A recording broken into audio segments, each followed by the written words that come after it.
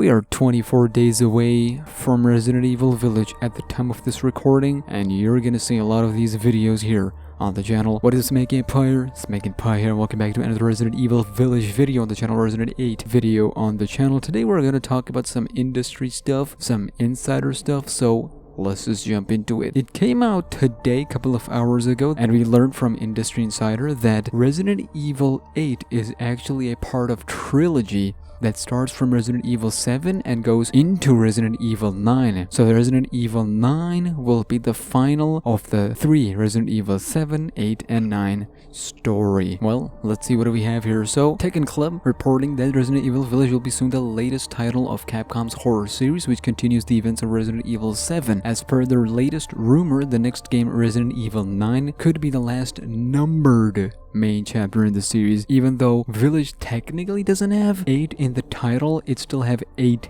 in it, and we do consider it 8. Even developers acknowledge that. So 9 will be the final numbered title. But not only that, they also say that according to the insider, the stories of Resident Evil 7, Resident Evil Village 8, and Resident Evil 9 were conceived by the developers together and would thus form a kind of trilogy. In addition, some things from Resident Evil 7 should make more sense in retrospect through the events in Village. We know Chris is playing an enormous role in Ethan's story in Resident Evil Village, and Mia's as well. There is a larger scheme going on behind the scenes in this village. Ethan, Mia, they're just one small part of this big story, big narrative. The insider also says that the Capcom is planning for future Resident Evil main parts without continuing with this numbering, instead developing large storylines for several games at the same time. After Resident Evil 9, the company allegedly wants to focus on smaller stories that is supposed to be self-contained, and it makes sense too. I've always seen previous games in the franchise as small trilogies or standalone stories in and of itself, and it works perfectly. If this is something they want to do in the near future, that is definitely something that is gonna keep this franchise relevant,